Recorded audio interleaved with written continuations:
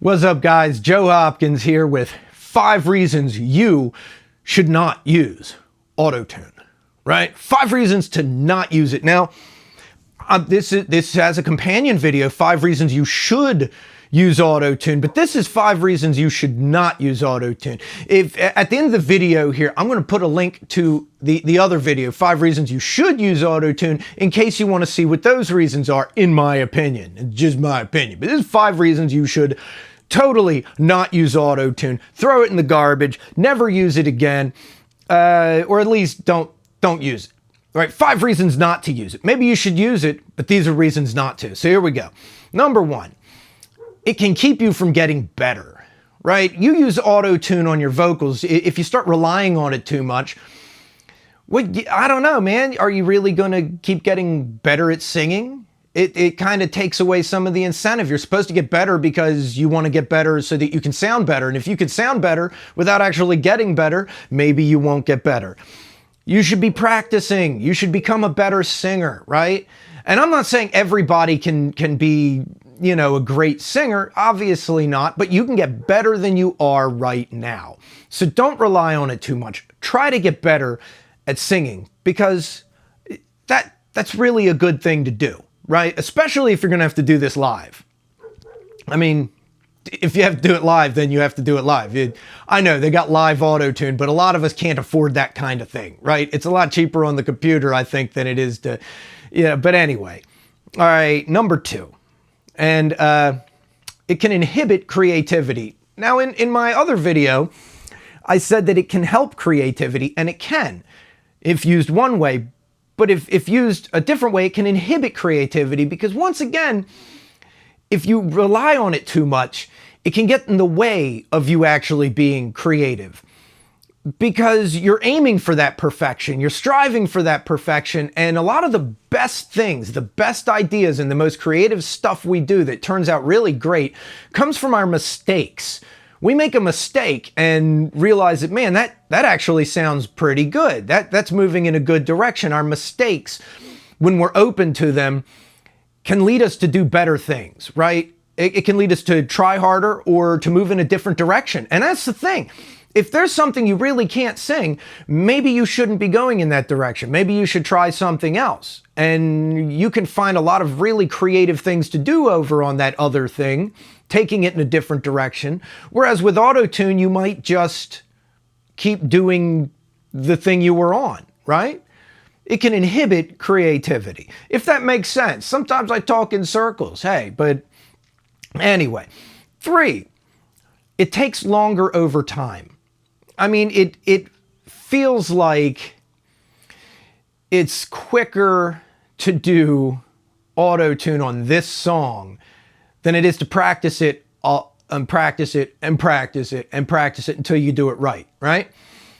The problem with that is, yes, it is quicker now, but it will take longer in the long run, especially if you're planning on recording a lot. If you're planning on recording over the next weeks, months, years, you're planning on doing a lot of songs over time, eventually it's way faster to get better at singing so that you can just sing it and maybe do pitch correction on the 1 or 2 mistakes you make that you don't like, than it is to go through and fix everything in it. Over time, you're taking longer by relying on it than if you became a better singer. And you can do it. Trust me, you can become a better singer, right? My wife, she's not a great singer, but she's become a relatively good singer. And, oh man, she wasn't once upon a time. She was a really bad singer. If she can get better, I'm sure anybody can get better, right? Now, she got better with God's blessing. God blessed her. It must be God. It has to be supernatural. That woman had a singing voice that'd make a freight train take a dirt road. But now she's relatively good. And I've heard her do things that are actually bordering on great at times. But anyway, that's beyond the point. That's just my own personal, kind of dumb story here. All right, number 4. The 4th reason, it changes your sound. And it does. The thing is, you want to sound like you, ultimately, right?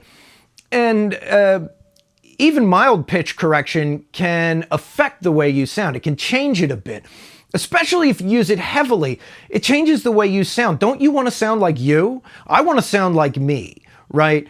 You need to find your voice. You need to find your sound that you like or that works for you.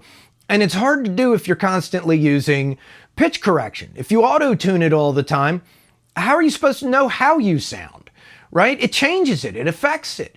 And now, of course, we do lots of things in the studio that affect the way we sound, like reverb and EQ and saturation. We put distortion on things. We use delay, all kinds of stuff. But ultimately, you do want to sound like you. You don't want it to be too, perfect. You don't want it to be too changed. I've noticed pitch correction does actually change the quality of your voice to a degree, or at least in my opinion, it does. You want to sound like you. So sound like you. Sound like the best you can, but still sound like you. All right? Number 5, fifth reason not to use it. And this goes with reason 3, that I said it takes longer over time. Pitch correction really isn't a shortcut, because it doesn't just take longer over time. It can take longer now, right? A lot of times to do pitch correction right, not just put it on the highest setting and sound like a robot, but to do it right, you have to go through and actually play with the notes and kind of learn what you're doing. It really is a tool with a learning curve. It took me a while to actually really start to get a handle on Melodyne and how to use it right and all the things it does, which is great. I've enjoyed learning it, and there's a lot of stuff I can do with it, but it's not a shortcut. And that's, don't fool yourself. You have to learn the software to use it right. And it takes a while, and it's difficult. You actually have to, learn it. And if you're not down for learning this whole new software, it's not magic. It's not a shortcut, really. You have to get the vocals at least close to good to be able to fix it and make it sound relatively believable. And you still have to learn the software, which is a decent bit of work. And I'm still learning everything that my software does. I know they got stuff that's just plug and play, but that's not the good software. The good software, you're going to have to learn how to use it. So it's not a shortcut. Not. So I would say a reason to not use AutoTune or pitch correction is if you think it's a shortcut, that's not a reason to use it. No, don't use it for that reason. It's not a shortcut. All right, guys. Those are my 5 reasons to not use AutoTune. The companion video to this, 5 reasons to use AutoTune, I'm going to put a link. It should be down. It's either here or it'll be here in a second. Here. One of these. I think I put it at the bottom. I'm not sure. It's the one that says 5 reasons to use AutoTune. All right. So I'll see you guys in the next video. I love you guys. Peace out, baby. Bye-bye.